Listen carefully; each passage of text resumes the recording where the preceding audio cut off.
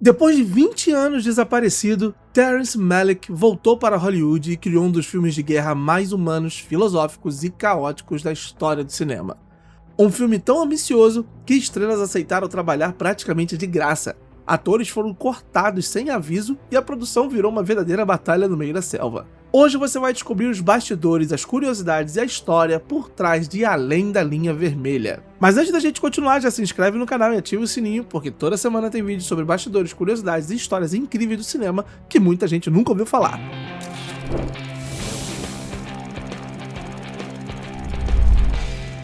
Terrence Malick sempre foi uma figura quase lendária em Hollywood. Depois de dirigir os aclamados Terra de Ninguém em 1973 e Cinzas do Passado em 1978, ele simplesmente desapareceu. Sumiu da indústria. Nenhum filme novo, nenhuma grande aparição pública, nada.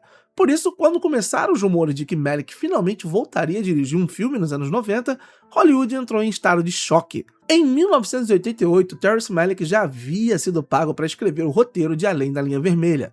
Na época, ele recebeu $250 mil apenas para desenvolver o projeto. Só que o filme demorou tanto para sair do papel que acabou se tornando quase uma lenda dentro da indústria.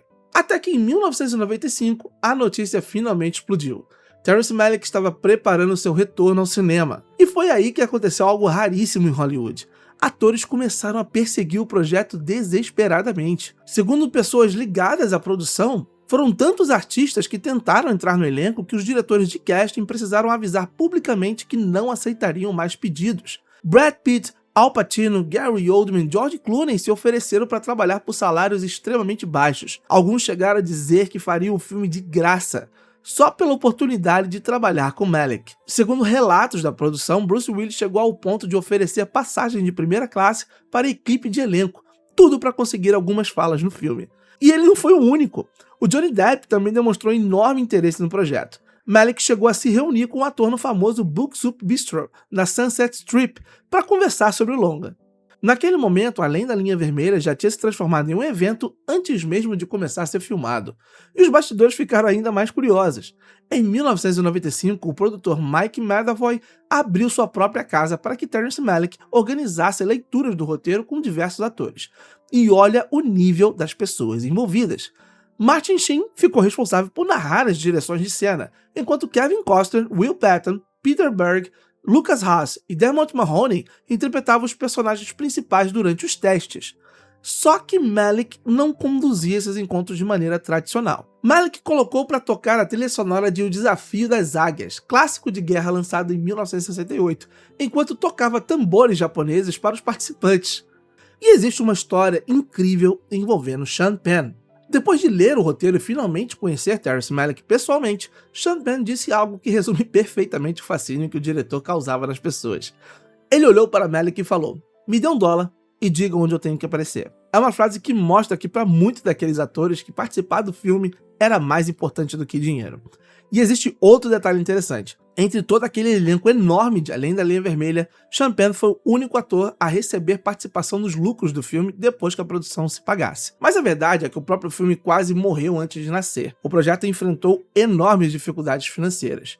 Na época, a Sony Pictures chegou a abandonar os planos de produzir Além da Linha Vermelha porque existia um grande medo de que o filme não pudesse ser realizado dentro do orçamento estimado de $45 milhões.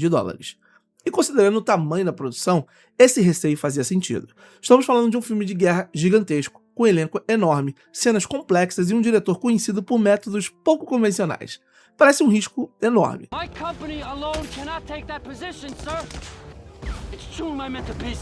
Só que, felizmente, outro estúdio apareceu para salvar o projeto. A Fox assumiu a produção e forneceu a maior parte do financiamento necessário para o filme acontecer. Mas para entender o peso de Além da Linha Vermelha, a gente precisa olhar para o contexto histórico real que inspirou o filme. Porque a história se passa durante a Batalha de Guadalcanal, um dos confrontos mais violentos e decisivos da Guerra do Pacífico na Segunda Guerra Mundial. E Guadalcanal era praticamente um inferno tropical. A ilha fica localizada nas Ilhas Salomão, ao nordeste da Austrália. O nome local da região é Isatabu, e ela abriga Honiara, a capital do país. Hoje pode até parecer um lugar paradisíaco em fotografias, mas durante a guerra, aquele território representava um verdadeiro pesadelo para os soldados. Guadalcanal é uma ilha extremamente úmida, coberta quase inteiramente por selvas densas e vegetação fechada. Sua área total possui cerca de 6.500 km², e o ambiente ali parecia lutar contra os próprios homens que estavam tentando sobreviver. O calor sufocante, a umidade constante, cansaço físico e a dificuldade de atravessar a mata transformavam qualquer operação militar em um desafio brutal. E é por isso que Além da Linha Vermelha transmite uma sensação tão única. O filme não retrata apenas soldados enfrentando inimigos, ele mostra homens sendo engolidos pela própria natureza. E até o nome Guadalcanal possui uma origem histórica curiosa. A ilha recebeu um nome em homenagem à cidade de Guadalcanal, na região da Andaluzia, na Espanha. O nome foi dado por exploradores espanhóis ligados ao navegador Álvaro de Mendanha, que mapeou a ilha em 1568. Um dos seus homens decidiu batizar o local usando o nome de sua cidade natal. Mas existe outra curiosidade histórica extremamente interessante envolvendo o filme. Ao contrário do que muita gente acredita, os soldados mostrados em Além da Linha Vermelha não são os Marines, os famosos fuzileiros navais americanos. Na verdade, eles pertencem ao exército dos Estados Unidos, e isso aparece em vários detalhes do filme. Os personagens usam uniformes típicos do exército americano da época, além dos rifles M1 Garand, armas que muitos Marines ainda não utilizavam nos primeiros momentos da campanha de Guadalcanal. Inclusive isso é mostrado na série The Pacific, assista e tem vídeo aqui no canal de The Pacific também. Historicamente, os Marines lideraram a invasão inicial da ilha em agosto de 1942, só que depois das primeiras operações, a responsabilidade pela campanha foi transferida para o exército americano, que continuou os combates até fevereiro de 1943. E é justamente essa fase que o filme retrata. Esse cuidado histórico mostra algo muito interessante sobre Além da Linha Vermelha. Mesmo sendo um filme extremamente filosófico, contemplativo e quase poético em alguns momentos, Terrence Malick ainda se preocupava em manter vários detalhes militares corretos. Mas no fundo, o que torna um filme tão poderoso não é apenas a sua precisão histórica, é a maneira como ele transforma um evento real da Segunda Guerra em uma reflexão profundamente humana sobre medo, sobrevivência e perda. Porque em Além da Linha Vermelha, a guerra nunca parece gloriosa, ela parece triste, silenciosa e, inevitavelmente, destrutiva. Existe outro elemento absolutamente fundamental para a identidade do filme, a trilha sonora. Hans Zimmer trabalhou na composição ao lado de John Powell, que também criou músicas adicionais para o longa. Hans Zimmer compôs mais de 4 horas de música para o filme. A ideia original era que esse material fosse usado na versão inicial gigantesca imaginada por Terrence Malick. Só que depois, durante a montagem, Malick decidiu reduzir drasticamente o longa até chegar à versão final de aproximadamente 170 minutos. E isso mudou completamente a trilha sonora. O diretor escolheu apenas algumas peças específicas compostas por Zimmer e Powell. O mais curioso é que muitas pessoas atribuem toda a identidade musical diretamente a Hans Zimmer, quando na verdade boa parte da sonoridade final veio das próprias intervenções artísticas de Terrence Malick durante a edição. Só que mesmo com muitos trechos ficando de fora da versão final, a trilha de Hans Zimmer acabou mudando a carreira do compositor para sempre, especialmente por causa de uma música específica, Journey to the Line. Essa faixa se tornou tão influente que ajudou a definir o estilo emocional e atmosférico que Zimmer passaria a utilizar no restante de sua carreira. Diversos diretores começaram a procurar Hans Zimmer justamente porque amavam o clima criado em Além da Linha Vermelha. Entre eles, Christopher Nolan. Muito da parceria futura entre Nolan e Zimmer nasceu da admiração pelo sentimento transmitido naquela trilha. E os bastidores da montagem são tão fascinantes quanto as filmagens em si. A editora Leslie Jones passou 5 meses acompanhando as gravações praticamente sem contato direto com Terrence Malick. Depois que as filmagens terminaram, Leslie voltou com um primeiro corte de 5 horas de duração. Isso mostra o tamanho absurdo do material capturado por Malick, e foi nesse momento que o editor Billy Weber entrou para ajudar na pós-produção. Os dois passaram 13 meses trabalhando na edição do longa. Depois disso, ainda vieram mais 4 meses apenas dedicados à mixagem de som. Só que talvez o detalhe mais inacreditável sobre Terrence Malick esteja justamente na maneira como ele editava o filme. Malick costumava revisar as cenas com o som desligado enquanto escutava um CD do Green Day.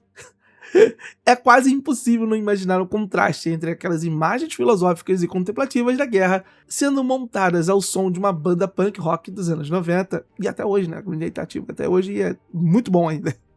Mas existe uma coisa sobre Além da Linha Vermelha que até hoje intriga muita gente em Hollywood. Terrence Malick dirigia seus filmes de uma forma completamente fora do padrão. Ao mesmo tempo em que isso gerava fascínio absoluto em alguns atores, também criava experiências quase traumáticas para outros, porque trabalhar com Malick significava abrir mão de qualquer sensação de controle. Ninguém sabia exatamente qual seria o filme final, nem mesmo o elenco. E a reputação de Malick dentro da indústria era tão forte que muitos artistas aceitavam praticamente qualquer condição só para observá-lo trabalhando. Woody Harrelson e John Savage, por exemplo, permaneceram no set durante um mês inteiro, mesmo depois de já terem terminado todas as suas cenas. E eles fizeram isso apenas para acompanhar o método de trabalho do Malick. Pensa no tamanho da admiração necessária para um ator continuar em uma produção sem obrigação contratual, só para assistir um diretor criar. Porque Terrence Malick não dirigia como os outros cineastas. Ele buscava sensações, atmosferas, momentos espontâneos, muitas vezes mais interessados em capturar emoções verdadeiras do que seguir rigidamente um roteiro tradicional. Só que esse jeito de trabalhar também gerava conflitos intensos nos bastidores. Os produtores Robert Michael Geisler e John Roberdeau tiveram sérios desentendimentos com Malick ainda durante a pré-produção do filme. E a situação piorou tanto ao longo das filmagens que Terrence Malick chegou ao ponto de proibir os dois de visitarem o set. Imagina o nível de desgaste dessa relação. O clima ficou tão ruim que a tensão continuou até mesmo durante a temporada de premiações. Segundo relatos, os produtores disseram que compareceriam à cerimônia do Oscar. A resposta de Malick foi a seguinte: se eles forem, eu não vou. No fim das contas, nenhum deles compareceu à cerimônia. Ironicamente, apesar de toda a expectativa em volta do filme, além da linha vermelha, acabou não ganhando nenhum Oscar. Mas talvez nenhuma história represente melhor o método imprevisível de Terrence Malick do que o caso envolvendo Adrien Brody. Porque o que aconteceu com ele é algo quase inacreditável. No roteiro original, o personagem, o Cabo Fife, interpretado por Brody, era um dos papéis centrais da história. Durante as gravações, tudo levava Brody a acreditar que ele seria o personagem principal da adaptação cinematográfica. Ele filmou inúmeras cenas importantes, participou de boa parte da produção e imaginava estar vivendo o maior papel de sua carreira até aquele momento. Só que Terrence Malick tinha outro plano. Ou talvez ele simplesmente tenha descoberto um novo filme durante a montagem, porque conforme a edição avançava, Malick começou a cortar enormes partes da narrativa original. Cenas inteiras desapareceram, personagens perderam espaço e o foco da história mudou completamente. O resultado foi chocante. Grande parte das cenas de Adrien Brody acabou removida na versão final. E o mais inacreditável é que o ator não sabia disso. Brody descobriu o que tinha acontecido apenas durante a estreia oficial do filme. Mas esse tipo de coisa fazia parte do processo criativo de Terrence Malick. O diretor costumava filmar uma quantidade gigantesca de material para depois reconstruir completamente a narrativa na sala de edição. E isso afetou muitos outros atores do elenco. Billy Bob Thornton, por exemplo, chegou a gravar uma narração inteira para o longa, supervisionado pelo próprio Malick. Só que nada daquilo entrou na versão final. Em vez disso, Terrence Malick decidiu distribuir as narrações internas entre 8 personagens diferentes, criando aquele efeito quase filosófico e contemplativo que marcou o filme. E a lista de atores que tiveram cenas cortadas é impressionante. Bill Pullman, Gary Oldman, Lucas Haas, Viggo Mortensen, Martin Sheen, Jason Patric e Mickey Rourke. Todos eles gravaram material para o filme, mas acabaram tendo suas cenas removidas ou drasticamente reduzidas durante a montagem. Isso ajuda a entender uma coisa muito importante sobre Terrence Malick. Para ele, o filme nunca estava realmente pronto durante as gravações.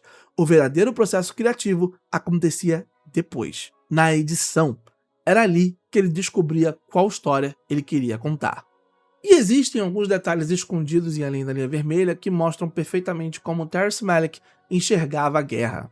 Porque mesmo nos pequenos momentos, o filme nunca trata os personagens apenas como soldados. Malick queria mostrar seres humanos, assustados, confusos e presos dentro de um conflito que parecia maior do que qualquer lado da batalha. Existe uma cena muito interessante logo depois do grande confronto entre o Capitão Staros, interpretado por Lee Scholtes, e o Coronel Tall, vivido por Nick Nolte. Na sequência, depois de se recusar a ordenar um ataque frontal suicida contra a colina, Staros desliga o rádio e começa a murmurar em grego. O que ele diz é algo próximo de...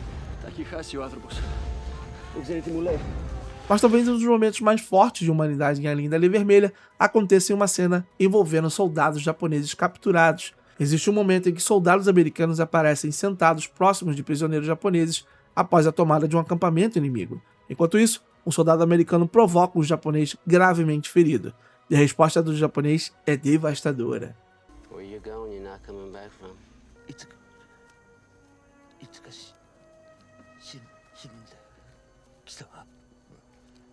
Essa é a tradução aproximada da frase original em japonês, e honestamente, isso resume perfeitamente o espírito do filme, porque Terrence Malick nunca retrata a guerra como uma disputa simples entre heróis e vilões. Na visão dele, todos aqueles homens estavam presos no mesmo ciclo de medo, violência e mortalidade. Não importa o uniforme, não importa o país, no fim, todos compartilham o mesmo destino.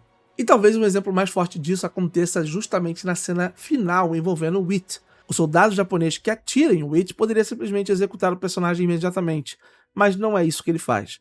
Na verdade, o japonês diz algo extremamente humano antes do disparo. Ele fala: "Renda-se, foi você quem matou meus amigos, mas eu não tenho o desejo de matar você. Você está cercado. Por favor, renda-se." Olha a força dessa cena. Mesmo em meio ao horror absoluto da guerra, Terrence Malick ainda encontra espaço para mostrar compaixão, tristeza e humanidade dos dois lados do conflito. E talvez seja exatamente isso que faz Além da Linha Vermelha ser tão diferente da maioria dos filmes de guerra. O filme não quer apenas mostrar batalhas, ele quer mostrar pessoas, homens assustados tentando sobreviver, homens carregando culpa, homens tentando entender por que estão destruindo uns aos outros. E no fundo, talvez essa seja a verdadeira linha vermelha do título, a linha invisível que separa civilização e violência, humanidade e brutalidade, vida e morte. Mais de 20 anos depois, Além da Linha Vermelha continua sendo uma experiência única, justamente porque Terrence Malick nunca enxergou a guerra apenas como um espetáculo. Ele enxergava seres humanos perdidos dentro dela. Além da Linha Vermelha quer provocar desconforto, quer fazer o espectador refletir, quer mostrar que a guerra destrói não apenas corpos, mas também a alma. Terrence Malick parece interessado em fazer a pergunta mais dolorosa de todas: o que sobra da humanidade depois da violência?